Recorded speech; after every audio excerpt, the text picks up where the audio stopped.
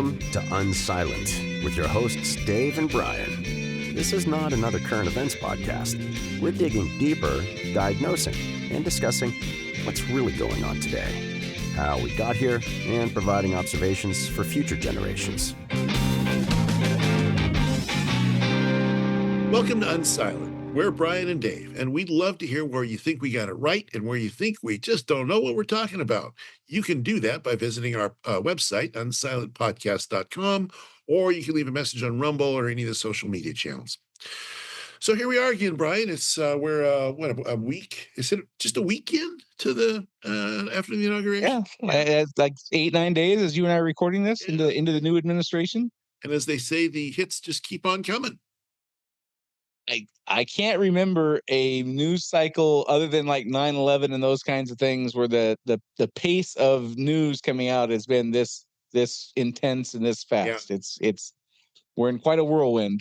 Yeah, I mean, I've never seen a first 100 days. You know, they talk first 100 days, and I heard I can't remember who it was talking about. We're gonna have to redefine that. It's really the first 100 hours of a presidential cycle. Yeah. Well, and lawyers are doing really well in this because there's lawsuits flying all around. Oh yeah, about everything, and activists, I'm sure, are probably.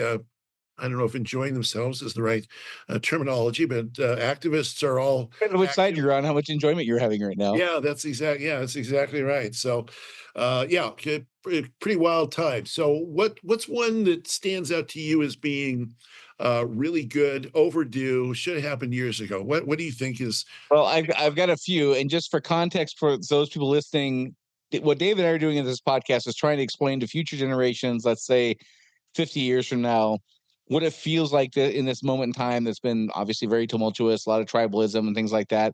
We're not trying to cover things that will be in history books in 50 years or 60 years, but we're trying to kind of capture what this moment feels like as we go through all the turmoil and the arguing and divisiveness that we've not seen in our lifetimes anyway. And also putting that in the context of things like the fourth turning or the pendulum theory, where we go through these cycles of turmoil and unrest and things like that.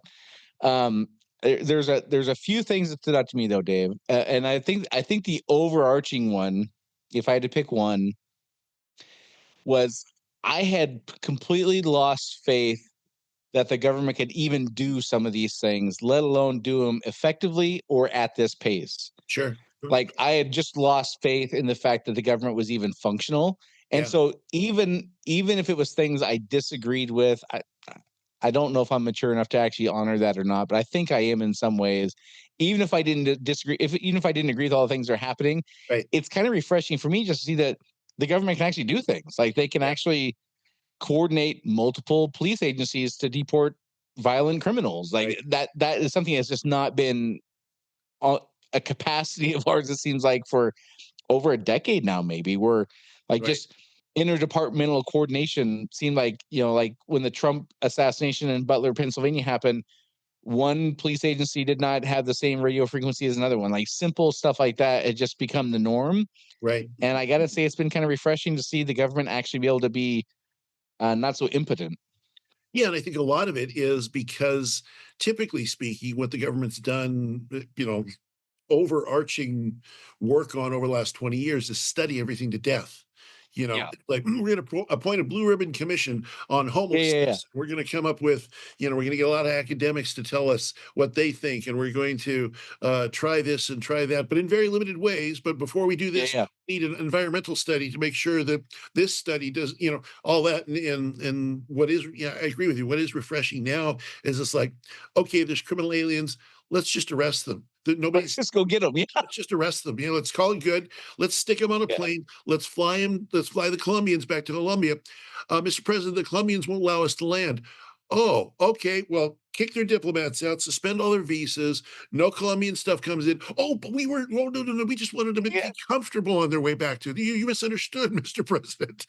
Yeah. So it's just it was. I think that contrast was highlighted so clearly in the news conference where Trump was in California with Mayor Bass and other elements of the city council. I think they were city council. It might have been some other body, but their urgency is to hurry up and get to the next set of meetings. Right. And his urgency is like, let the people on their property and like get to work. And it's just like such a contrast in what quote unquote action looks like for the government. Like it was just absolutely apparent, the contrasting mechanical ways that we take quote unquote action and make quote unquote progress. Like they were just like, okay, within 24 hours, we'll get to the next set of hurdles. And then within a week, we'll get to the next set of meetings and safety this and like all that. And he's like, what if we just let people in their property now? Yeah, exactly. But we haven't studied it enough. We don't know if that's going to have negative downstream consequences that we'll have to deal with future. No, just go do this and be done with it. Yeah, that to me has been the most striking thing that's happened over the last 9 days. So that would be my big picture thing. I have a handful. I don't know if I can narrow it down to one. I have a handful of things that are more like acute and more specific. So the thing that floored me, I think it was yesterday, it might have been the day before. It was in the new press secretary's first ever press conference. Yeah. Where she basically said, "Oh, by the way, those drones everybody was freaking out about 2 months ago, yeah, they were ours. We knew that they were there. They had FAA permission." Like, and it was like a nonchalant announcement, which is fine. I think we're all grown up enough to handle it. Okay, yes, we have technology we're going to test and things like that. Yep. But why in the hell was there all this secrecy? Like, so you have this big thing of like governments actually like doing things, like taking action in a way that you and I as business owners would say we take action. Like we do noun, verb, date. That's an action, not establish the next committee meeting. So big picture, we got that. And then detailed, super focused view. Why the hell would they let this conspiracy theory about the drones just go on and on and on? Why not just come on and say what the hell it was, Dave? Like what gives? Well, I have no idea. See, I don't really even have a great theory on that. I mean, because it would be so easy to move past. I mean, I can't see any advantage that having that secrecy provided the Biden administration. What? I don't know. I mean, I get the only thing that potentially makes any sense is just even greater levels of incompetence than I ever knew existed. I mean, I believe that there's a tremendous amount of incompetence in the government, staggering amount of incompetence in the government based on the amount of money we spend and waste and all this. But to not just give a simple answer, oh, they were all FAA authorized. We looked it up. We called the FAA and said, hey, FAA, what do you know about? Oh, they're all authorized. We know what they are. Oh, okay, thanks. Bye. Corinne Jean-Pierre comes out and said they're authorized. Next. I mean,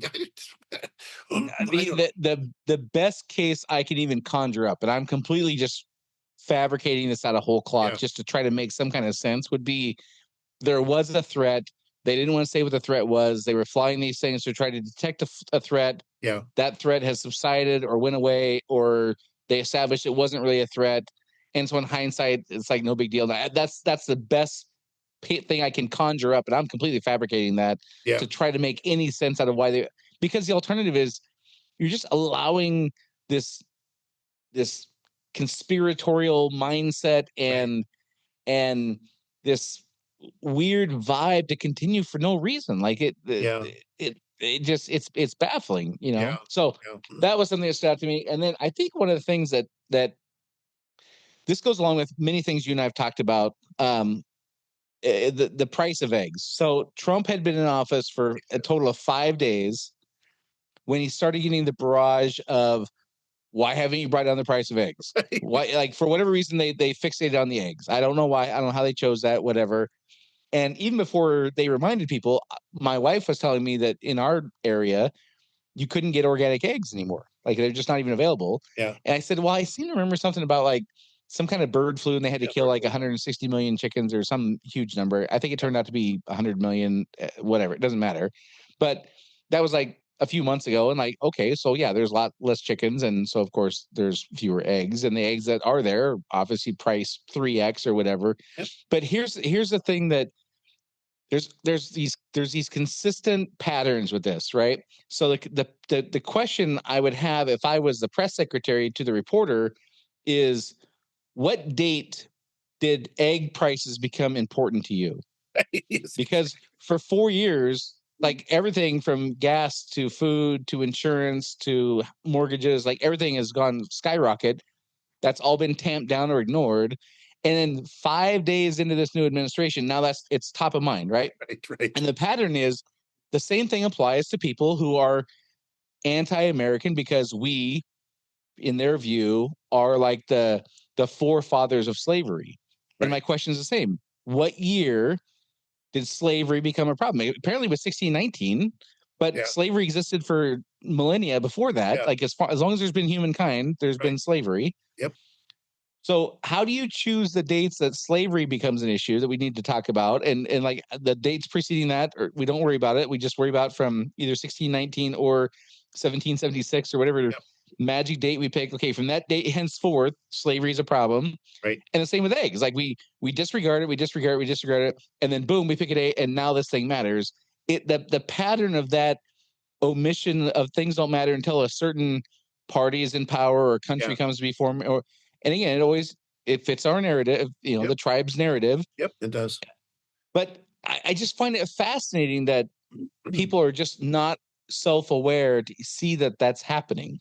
Well, it is, I think, a result of two things: ignorance and marketing. Two things. So, I mean, all right. I mean, I'm a marketing guy. That's what I do for a living. I help people to get. I mean, we help our clients get seen and found and all that.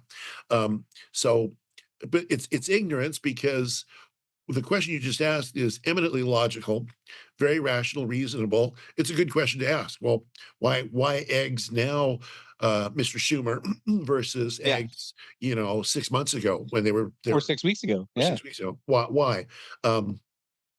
So those that flip the script on the marketing piece depend on the ignorance of the public to ask the rational question that you're asking.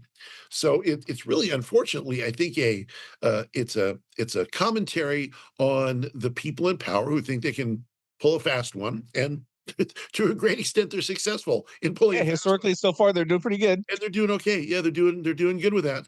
And it's commentary on also the public's rational ability to get beyond just the news cycle. Because right now, what does it feel like to be in this place? What it feels like to be in this place at this point in history is that everything is instantaneous. So the news cycle is instantaneous. You have to put a proposition out there, a news proposition out there. Eggs are expensive. You have to say the president is responsible because he said he was going to take care of it. He didn't. It's been 5 days. What the heck is he doing? In 5 whole days.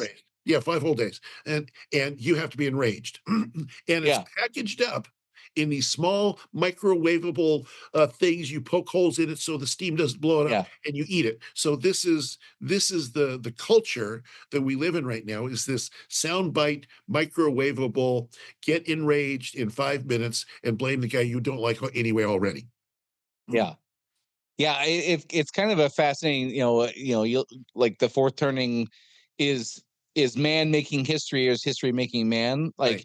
Twitter developed when it first came out, you had 140 characters. Right. Well, was that because our attention span had shrunk where that made sense? Or did the 140 characters create the linguistic mechanism for us to relay information, and we had to adapt to only fitting into 140 characters, which led to people don't do any kind of investigation.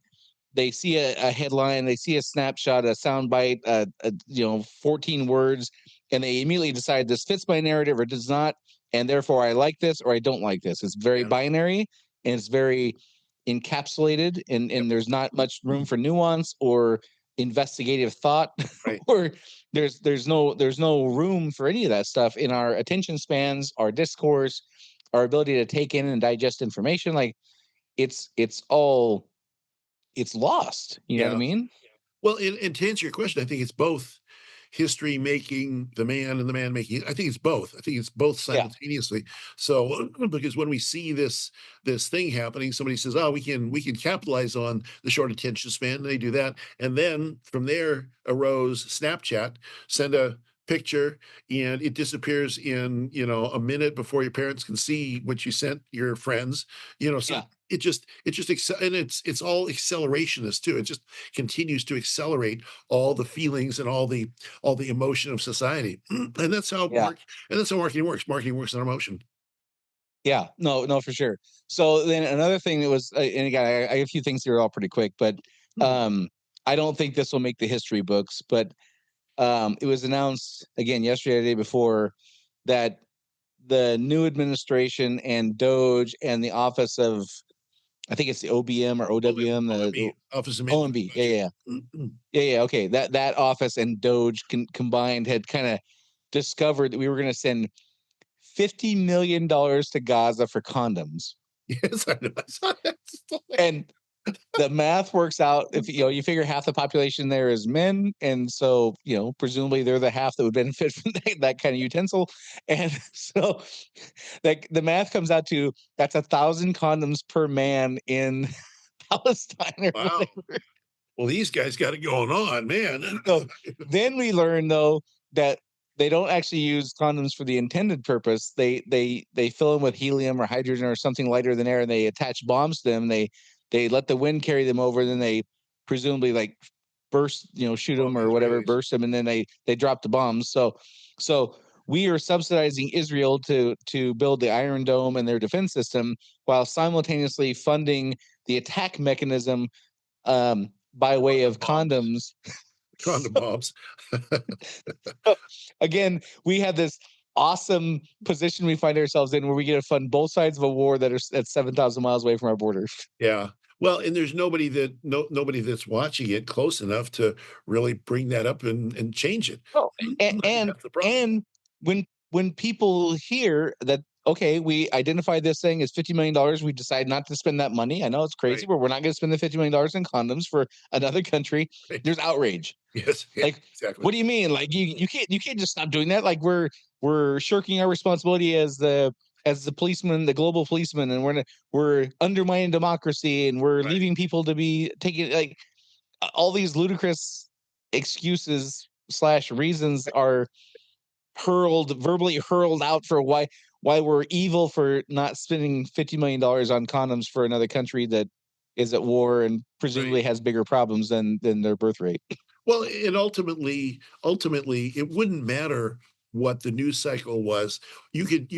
So you ever play that game where there's a sentence and there's several blank words in that sentence, and you come up with some kind of funny Yeah, funny thing for that. Well, the way the news cycle in the activist class works, I think, is there's a blank, and after the blank is it means you're racist. And so it doesn't yeah, really matter what you put in the blank. You could put yeah, in kittens or puppies or blue sky, or it doesn't matter what you put in there. Hot dogs, hot dogs. Oh, you're just a racist. Or, that's Hitler. It doesn't.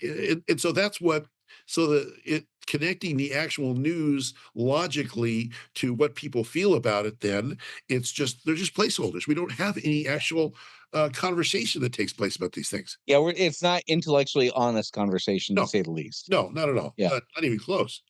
yeah. So there was that, and then another thing that I saw yesterday also. You and I talk about the fourth turning, and Neil Howe and Bill Strauss in the books talk about how this is where states seceding from the Union likely happened. Obviously, that happened in the Civil War, and Right. it essentially happened in the Revolutionary War, where states seceded away from England and Britain or whatever. We didn't really have that in World War II because we had an outside force come in and kind of unite us against the Right. Japanese, and then of course Germany and whatever. Um, but yesterday, California's Secretary of State Shirley Weber approved a campaign to gather signatures petitioning for a vote on whether California should leave the U.S. and become an independent country.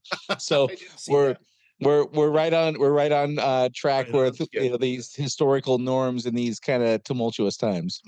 Well, and I guess that means they would have King Gavin, and well, that'd be kind of fun. I mean, we could have a lot of banter about that. Yeah, I didn't I'll see laugh that. all you will, Dave, but you're right there in Washington. I suspect if California goes, Oregon and Washington are going to follow suit. It could be. So I might have to migrate to free America then at that point. Well, there's going to be a big wall, and they'll Yeah, import that's right. the East German style guard towers and things like that, and Log of Washington. barbed wire, and Yeah, that'll be an interesting one. No, I didn't yeah. see that. And then I don't know if you saw this, and then I'll turn over to you after this, but you know who Nicole Shanahan is? She was Sure, yes. RFK's running mate, Yep, right? yep. So she put a video out yesterday, and it's too long to play on here. It's like a 3-minute video. I'd played if it was shorter, but it's too long. But um, it's her talking to her phone as a camera. She's Right, recording a video. It's about 3 minutes long, and she basically says she's a billionaire, right. and she, at the request of Chuck Schumer, the Senate Majority Leader at the time, he reached out to her and asked if she would fund campaigns for the likes of Warnock, Raphael Warnock, Oh, yeah. and the other guy in Georgia, Ossock or something like that, or whatever. Oh, It doesn't matter. yeah, I can't remember the name now, but yeah, sure.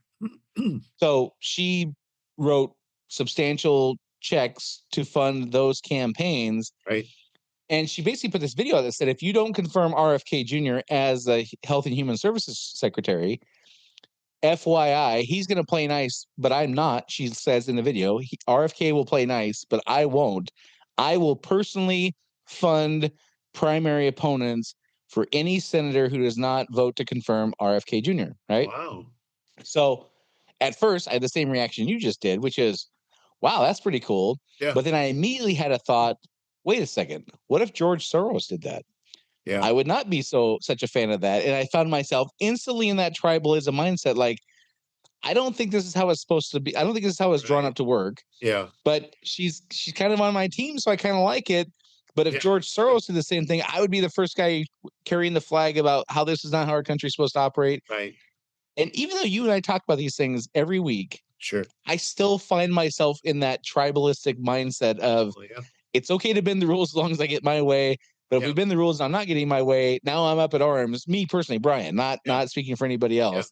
And I just find it fascinating that this era leads us through that path over and over and over again. Yeah, well, yeah, if it's my oligarch, it's okay. If it's their oligarch, then it's a threat to democracy. It's just like, Right. I mean, we see that in Washington State right now with their trashy rules at the state to basically Yeah. minimize 132 years of precedent just set it's out aside. the door. It's gone. So and they don't, so if it's them who is doing the threat to democracy, that's fine because it supports democracy. But if it's Trump, then they're all up in arms. It's a threat to democracy. So there's the double standard. But I don't think, I think you and I can be forgiven for falling into those tribal, you know, mentality because that we're surrounded by it all the time, every day. We're Yeah. just kind of we're in the oven stewing in tribalism all the time. So it's Yeah. really hard not to, when you're swimming in the ocean, it's hard not to get wet, right? So that's kind of where we're at with that. It takes a lot of effort and a lot of mental discipline to say, wait a minute, is that really a good thing that she's doing that? I mean, sure, she's parroting my message, but will I like that when she or somebody else is not parroting my message? Yeah. That's a Well, the answer was no. But then I yes, immediately had another thought. So I had kind of a sequence of 3 thoughts. One was, this is awesome. right, Second one was, this is awesome only because I like what she thinks. And if it was somebody else, I would not think it's awesome. And right. immediately thought that. But then my third thought was kind of a justification, honestly, probably. But maybe it's being intellectually honest. I don't know. Which was, what other avenue do we have? Right, Like, yes, this is not ideal. I wouldn't want to draw it up this way.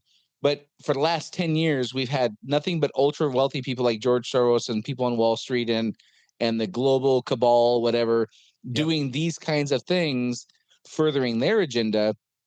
If we don't have people who have the means to do it and combat that, how do we have a fighting chance? You know what I mean? So right. So I'm not sure how much of that is justification, how much of that is real sound logic. And I'm well, open to the fact that it could be just like completely my bias, like trying to justify my thoughts. But Well, no, what you're talking about, Brian, that's utilitarianism. Yeah. I mean, so it's you have a philosophy. We have each of us has a philosophy, and when we don't, live up to that philosophy, live up to the highest aspirations of that philosophy, because, well, if I do, then I'll die. We take the more utilitarian approach. I mean, that's also kind of the built into human beings. It's I don't believe in stealing, but if my family is starving to death, I'm going to steal from the guy next to me because Yeah. that's more important. So, Maslow's hierarchy of needs, right? Where our philosophy goes versus where our stomach needs us to go. So I think that's kind of what it ends up with. But and of course, the problem with that is then utilitarianism taken to its ultimate, ends, uh, results in all sorts of horrendous, horrible things. Anarchy. Yeah. Anarchy, yeah, anarchy, And selfishness. survival of the fittest, and whoever has the most money and most weapons, and like their will prevails no matter whether it's right or wrong. Yeah, exactly, exactly. So that's what this age brings out in us too. So the crisis era, the unraveling society, when we don't trust institutions anymore, when we don't trust leaders anymore, when all of that happens, then we end up with our philosophy and our survival mechanisms at odds with each other, and doing whatever only is going to facilitate the needs that I've got for the next 5 minutes or 5 days or whatever. So Yeah. it's also a sign of the age that we live in, I think. Yeah. Yeah. There's a couple other things that happened that kind of provoked these thought experiments for me. One was a senator, I think it might have been Chuck Schumer, might not have been. They were talking about Pete Hegseth being confirmed. Yeah. 50-50 vote. JD Vance cast the tie-breaking vote to confirm him as Secretary of Defense. Yeah. And a senator, I think it was Schumer, but might have been somebody else, put a list of like the last 7 or so secretaries of defense who had been confirmed and showed the vote. And they were like 92-5, 99-0, 90-10, 85-15, whatever. And then Pete Hegg said 50-50. Right. And he posted that on X to like show his perspective. Like, we typically have, way more unanimity behind, confirming these kinds of folks. And this guy is 50-50. That's like a red flag. Yeah. But what he didn't anticipate was people who saw that and said, yeah, 50-50. Like, you're part of the problem. You and the insiders of DC just blindly go along with people who have the right connections and have the right play. Like, yeah, that's what we're fighting against. And then similarly today with the RFK hearing, Elizabeth Warren goes on afterwards and says she can't vote for RFK Jr. because he could, quote unquote, bankrupt vaccine makers. And my immediate thought is, depending on which side of the argument you're on, you're either bragging or complaining about that. Right. He's complaining, but other people would be like, yes, hell yeah, that's what we want. And so the portrayal of these outcomes, like, they're presenting them as a problem, but the people who are fighting inside DC and the deep state and whatever all that is are like, yeah, that's kind of our point. Yeah, that's the entire vibe and the entire ethos of the Trump administration is, we're not the same guys as you just had. We're going to get stuff done. Some of it you're going to like, some of it you're not going to like, and who cares? We're just doing stuff that we think needs to be done, and forget all of your think tanks and your support groups. We're just making news and making positive news for the American people. So I think that's the entire vibe behind everything that you're doing, regardless what it is. And some of it, there's inside DC who's crying foul because things are going, quote unquote, like the wrong way as they perceive it. But the people who are outside trying to combat inside DC are like, yeah, that's the point. Like, that's the aim here, is to make people like you unhappy and not just go along with the way Washington has historically been operating for the last 40 or 50 years. Like, this is the point. The fact that you're upset is the outcome we're looking for, because you are part of the problem. Yeah, and it's even more than just their policies, it's their process. It's their process. Okay, point of order, Chairman, I need to bring up Rule 7 Part B. The American people are like, forget that stuff. I got problems out here.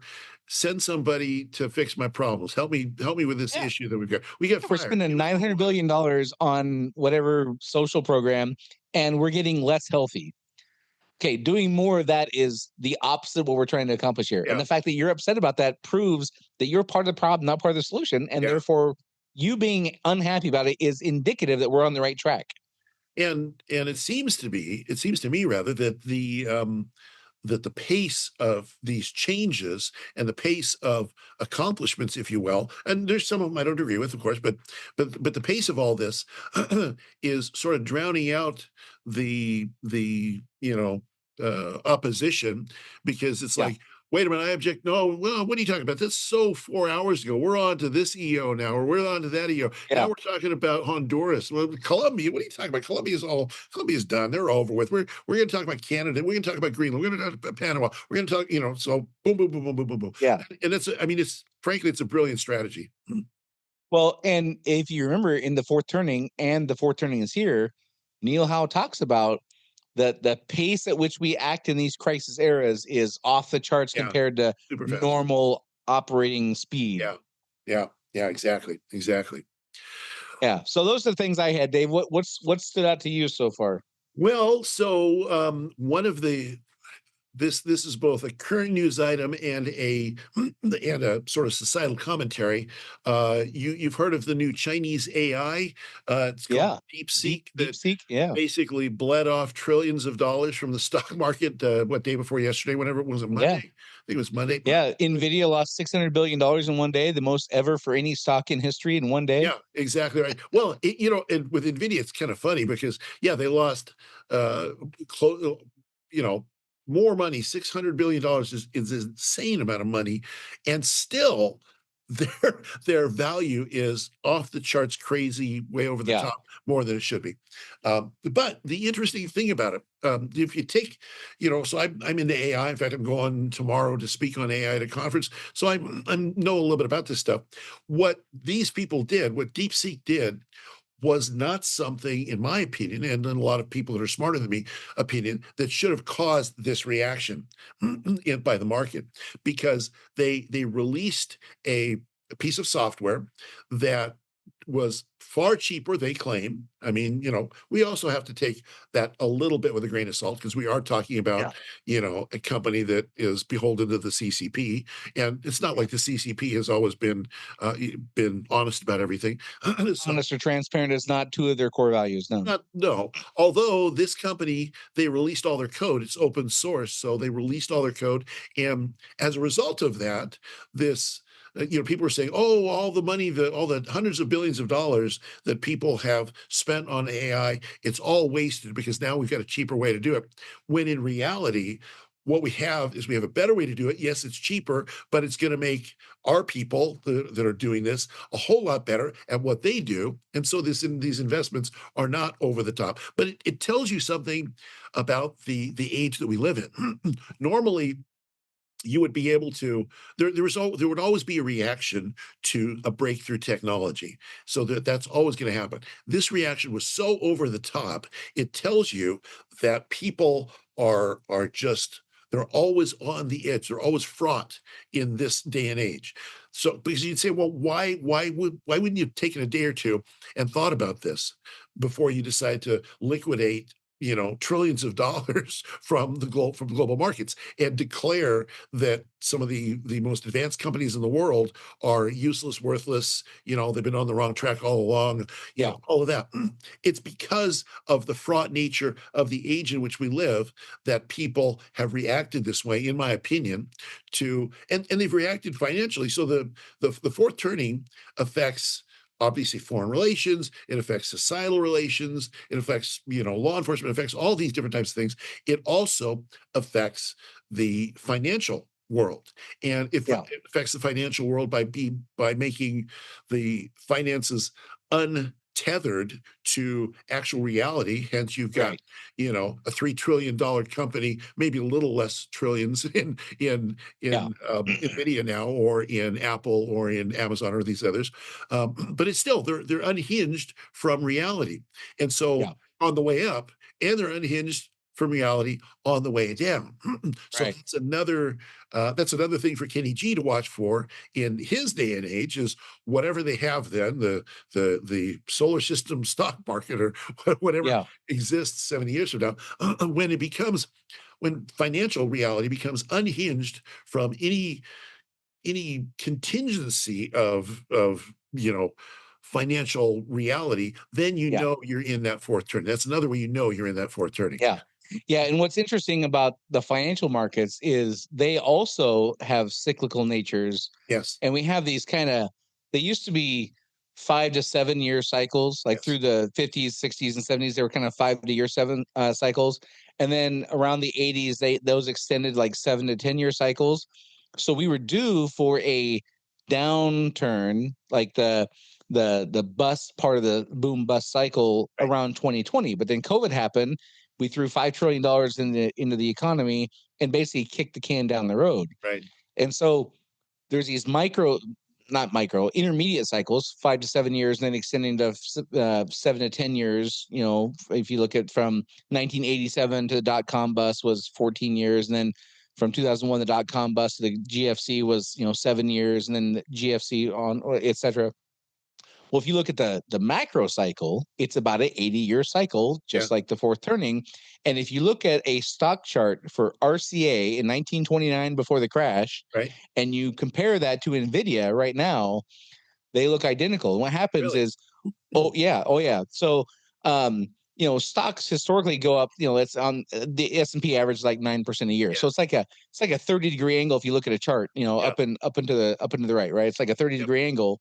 But then when we hit these parts of the macro cycle, it's like a 78-degree turn. So if you look at RCA right before the crash in 1929, it's almost vertical in like month over, the monthly growth. Right. But if you look at NVIDIA in 2024, same. I mean, they're very, very closely correlated. And the PE ratio, the price to earnings ratio in 1929 went to a place where it was absurd. It didn't make any sense anymore. It would take you something like 60 years to recoup your investment at the current earnings rate and things like that. 2024, same exact thing. Yep. The S&P is the PE ratio for the S&P 500 is like, I don't know, 20 something, or it's an absurd number. Like it's crazy. It would take 20 something years to recoup your investment for one share of the S&P 5, the SPY or S&P 500 or the Invesco QQQ, the technology kind of sector or whatever. Yep. Like they're completely detached from reality. Costco has a PE ratio of something like 90, or it's crazy. Like it's insane. Well, these things are all also in cycles.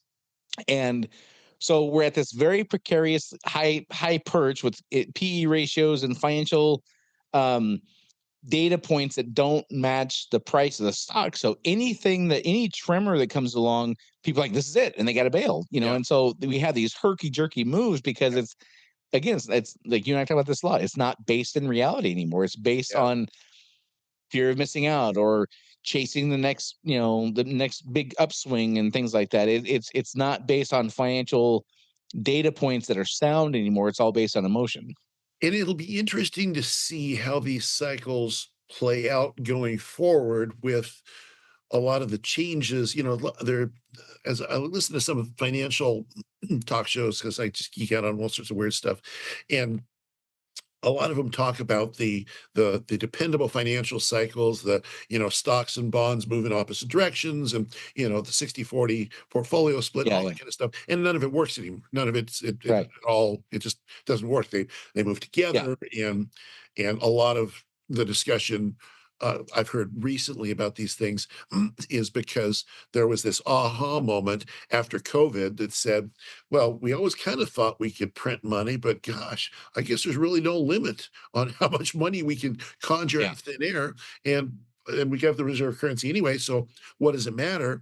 And then so are all of the rules of the road on finances kind of out the door? Well, and then you pair that with the political climate that we're in, and people are talking about the imperial Trump presidency. He talked about in his inaugural, we're an expansionist, idea of getting more territory for the U.S. Well, that's new. That's not something we've done for quite some time. And we haven't heard about that since Louisiana Purchase and buying Alaska and big things like that. Hawaii and some things. But it's been quite some time since we did all this stuff. So if you pair sort of that financial reality with this sort of new vibe, I mean, part of what occurs to me that could cause an international crisis is sort of the emergence of the American empire as opposed, I mean, Rome had that after 400 years or so. I mean, we've had 250 almost years. And if and there's all these rumblings of other nations decoupling, the BRICS nations decoupling from the US as the reserve currency and all that. And that can become with us printing money left and right, hand over fist, just throwing it out the door, that could become a geopolitical threat to us, which could push us more into the realm of imperialism, if you will. That I'm not worried about Trump becoming an emperor, per se, but I could see the sort of there was a fiction series years ago by Orson Scott Card that gamed that out, called Empire or American Empire or something like that. Very, very good, and it goes over how a democracy could turn into kind of an imperial, with an imperial senate and all of that. Probably wouldn't call it that. We'd probably still call it by what we call it now. No, we'd have some Orwellian positive name we'd slap on it. Yeah, that's right. We're the People's Safety Council or something like that. Right, exactly.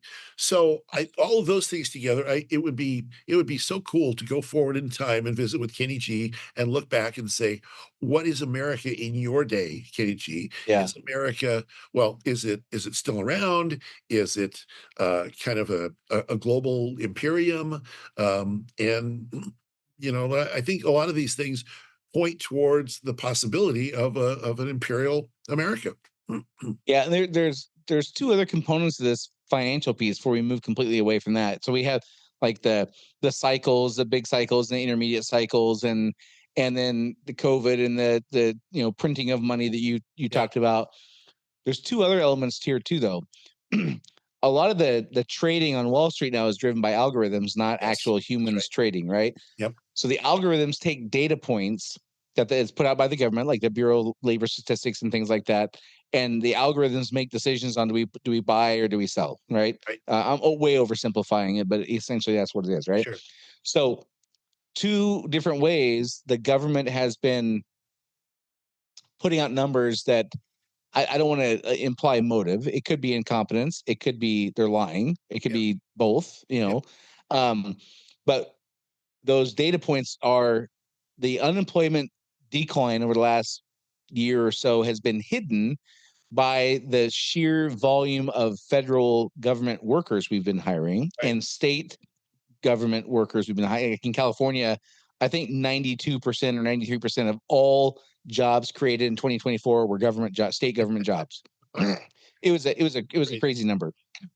So we have that where the federal government's been taking all this money we're printing, putting it to work, hiring people to do all kinds of different things that, you could argue about how much they actually contribute to the overall benefit of the society versus they're just bloating the bureaucracy. I don't want to get into all that. But so the labor numbers have been artificially kind of altered because we don't get to get in the weeds, which the algorithms don't do on where the employment really happening. And in the private sector, employment's declining, except for illegal immigrants. And in the government sector, jobs are skyrocketing. So it looks like things are pretty stable, but if you take out the government and illegal aliens, jobs have plummeted. So that's one thing. And then the second thing is, I think every time last year, they would put out this quarter or this month's labor numbers and they would revise down the previous months. Well, the algorithms don't take that into consideration. One time they revised it down like 818,000 jobs or something crazy. It was a massive number. Well, those revisions are happening at the same time. So is it political and that, Biden Harris are trying to keep everything looking rosy going into the election? I don't know. Is it incompetence? Is it people just masking things because they're invested in Wall Street? I mean, who knows the reasons why?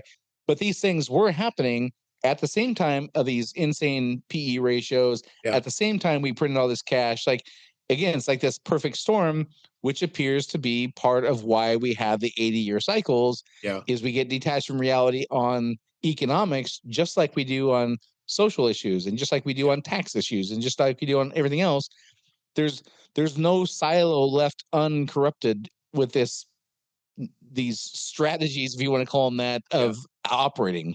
Well, and I think with those strategies, there's a couple things that occur to me. One of them is that people think that they can goose the overall market by, okay, we're gonna hide this number for now, and then it's going to we're going to release it later. So they're trying to trick the algorithm, for instance, Right. and that might work for a little while, but it doesn't work long term. And the problem is it doesn't work long term. And the reality, again, we've said this before, reality always catches up, and reality Gravity's going to win. always ends up wins. Gravity always wins. So you have that happening at the same time. So there's also an overestimation then people have of how much they can tweak that. And it's too complex. The reality is all of this stuff it's too complex to control and manipulate that way. I mean, in my business, on a very much smaller scale, we work a lot with the Google algorithm, and we know what Google likes and what they don't like. And one of the first things we tell clients is we're not going to try and trick Google. It's a very bad idea. So on a society-wide basis, we're not going to try and trick the way that society actually operates, because it eventually catches up. And that's where I think a lot of the angst comes in when, like, Trump is in office now, and their tricks don't work anymore. Their tricks, they worked, but they don't work anymore. And so now we have to deal with kind of a more raw reality. Yeah. And I think the final kind of big pillar of this whole economic macro cycle is from top to bottom, from the federal government, which is like the largest employer in the world, I think, all the way down to Mr. and Mrs. Smith looking to buy their next car. Everything is driven by debt.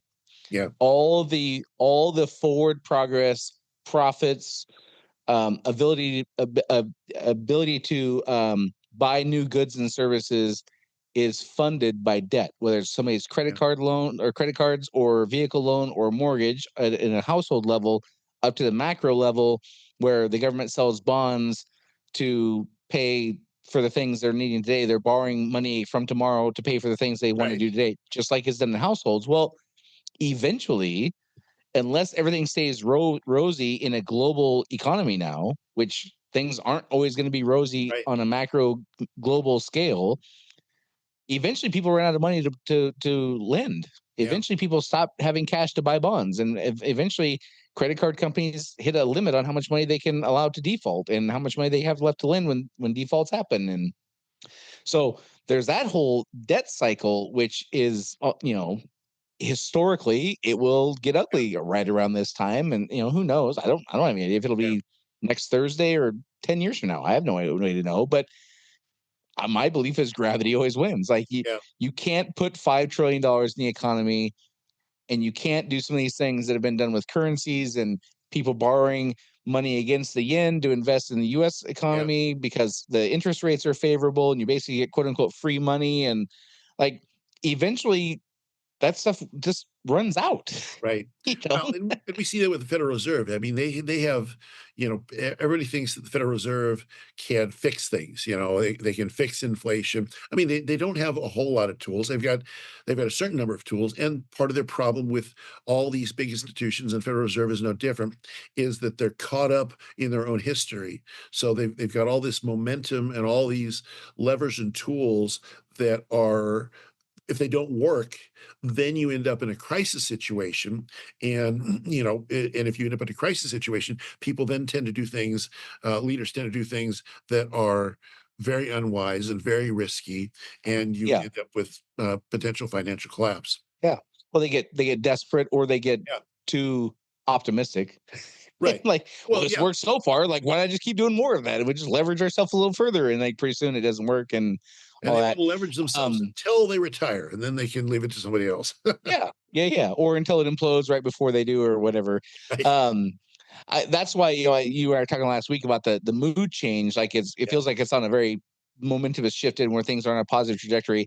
There's so many of these, whether it's geopolitical conflicts that are still quite engaged around the globe, or the economic cycle. Like there's still many things we have yet to navigate or even touch yet. Like we like this one little pocket area. We like the mood is getting better and things are more positive, and like the golden age is a thing being tossed around. There's lots of optimism about that, but we have not even scratched the surface on some of these other things. Yeah, well, and that's it.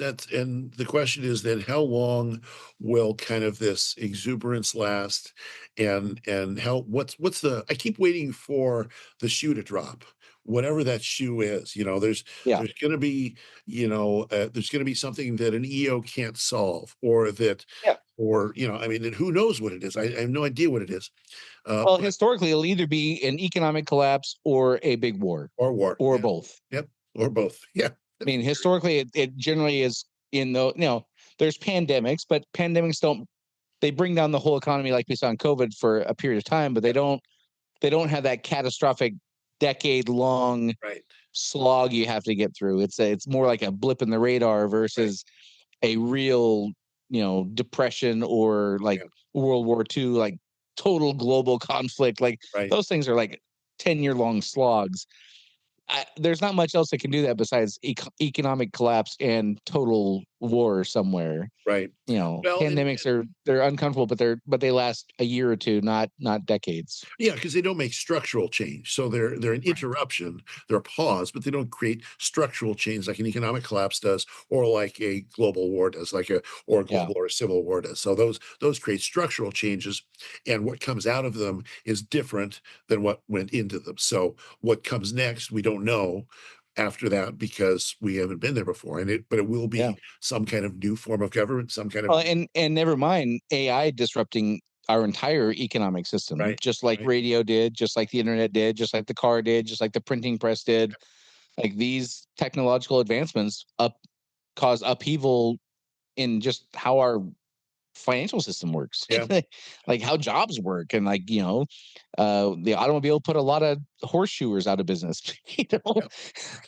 Yeah, and that's where we're at. We've got in the challenge for the prognosticator or the commentator is that there are so many all at once. Like we were talking about earlier, the speed at which these things are happening in every area of society and life and global life, et cetera. All of these things are happening at once, and nobody's smart enough to really then say, well, I'm going to put them all together and this is where we're going. Nobody knows.